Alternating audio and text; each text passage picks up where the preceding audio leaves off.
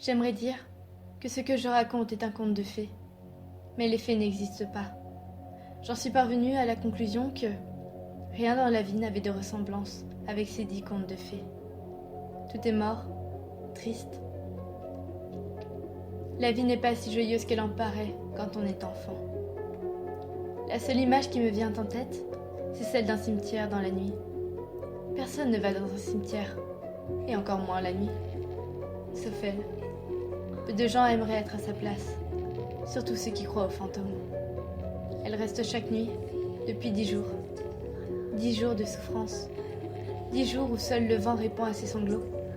10 jours depuis que son âme sœur est morte. Le seul au monde qui lui importait dans cet endroit sinistre. Elle se fichait bien des autres cadavres en train de pourrir sous terre, dans ces boîtes en bois remplies d'insectes en tout genre. Et même si l'un d'eux venait à retourner sa tombe et à en sortir, elle laisserait cette entité dévorer son âme pour arrêter sa douleur. La mort du jeune homme lui avait fait en partie perdre la tête. Cela faisait des années qu'ils étaient ensemble. Ils avaient prévu de prendre un appart et même un chat. Elle était si déboussolée, si en dehors de cette réalité. Comment vivre sans sa moitié? Comment vivre en ayant l'impression que c'est de sa faute, alors que ce n'est pas le cas? Ses dernières larmes coulèrent. Elle les essuya d'un revers de main. Se redressant de façon fébrile sur ses jambes fines, elle embrassa la tombe du défunt d'amour et quitta le cimetière. Il était tôt. Rentrant chez elle, dans un silence absolu, elle enleva ses chaussures au rez-de-chaussée, puis monta se coucher. S'affalant dans le lit et sans prendre la peine de se déshabiller, elle crispa la main sur son oreiller. Essayant d'éviter un nouveau flot de larmes, la fatigue psychologique de la jeune fille l'amena à s'endormir plus rapidement qu'elle ne l'aurait pensé.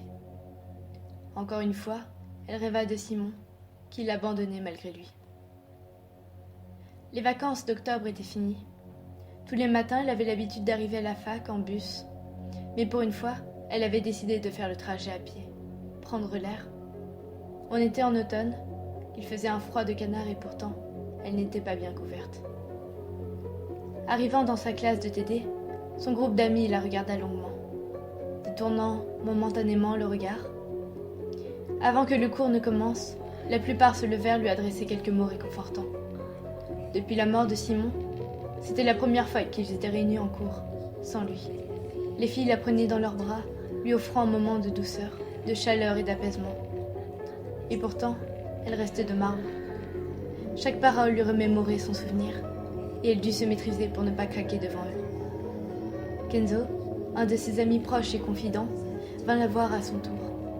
Il n'avait pas trop l'air de savoir quoi dire ou quoi faire. Il lui caressa simplement la tête, puis retourna à sa place en silence.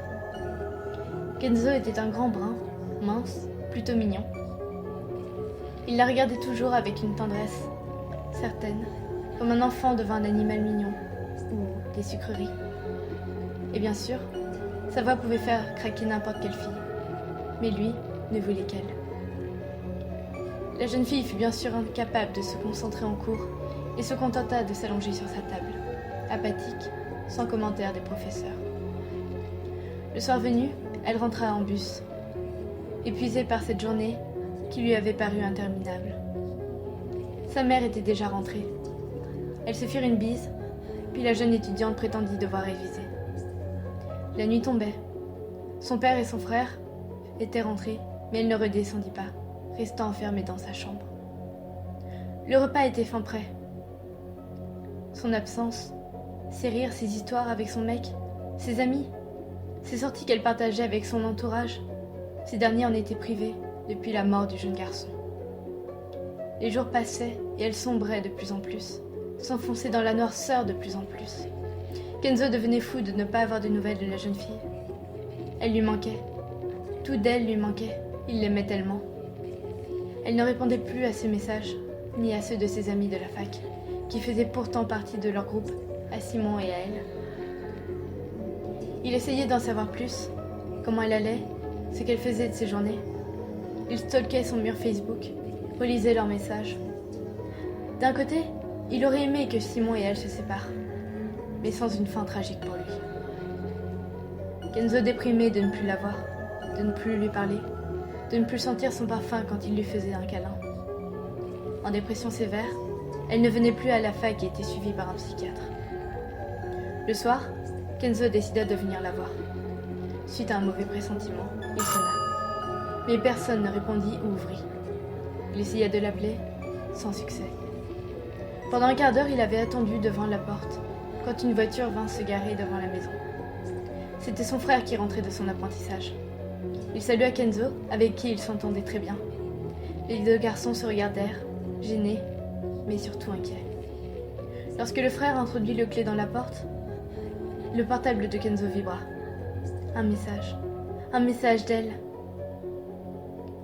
Comme si son cerveau était figé, il montra lentement l'écran de son téléphone au frère de l'étudiante.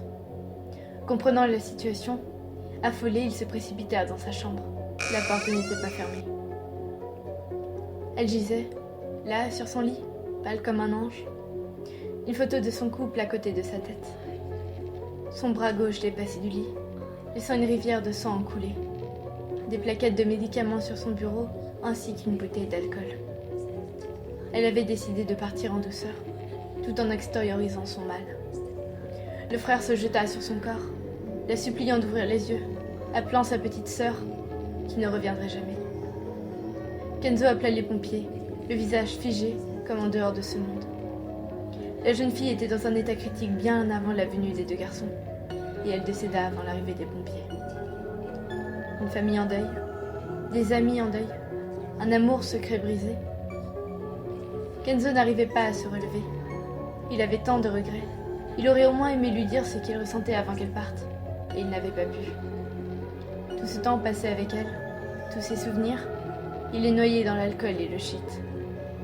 10 jours qu'elle était morte, 10 jours qu'il avait mal, et que les larmes coulaient pour la première fois depuis des années. Son ex, avec qui le passé était fort, essayait de le contacter tous les jours. Elle savait à quel point Kenzo allait mal, et à quel point il était attaché à cette fille. Elle s'en voulait déjà assez de ne pas pouvoir être à ses côtés dans ces moments-là. Son amour pour lui ne partirait jamais, quoi qu'il ait fait. Fatigué, il n'arrivait plus à aller en cours. Il comprenait comment elle avait dû se sentir depuis tout ce temps sans celui qu'elle aimait. Le drap torsadé formait un nœud et était délaissé sur son bureau. Son oncle, avec qui il vivait, ne revenait que demain normalement. C'était aujourd'hui ou jamais. Déjà bien alcoolisé et bien défoncé, il arriva tout de même à hisser sa corde sur un crochet et à trouver une chaise. Pleurant ses dernières larmes, il regarda légèrement vers le plafond, puis sauta de la chaise. Sa nuque se brisa d'un coup sec.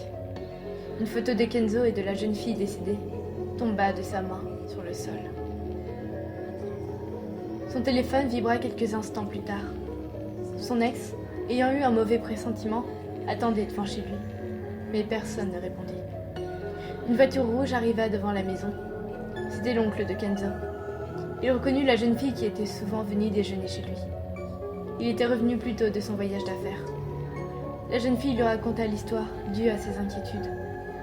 En rentrant, ils appelèrent maintes fois le nom du jeune garçon, sans réponse. Ils se précipitèrent dans la chambre de Kenzo, et une vision d'horreur leur glaça le sang. Kenzo se balançait, pendu au crochet de sa chambre. Et vous savez, ce fut un cycle. L'histoire dura un moment. Ceci n'est pas un conte de fées. Les fées n'existent pas. Tout est mort, triste, comme ces étudiants, suicidés par amour les uns pour les autres.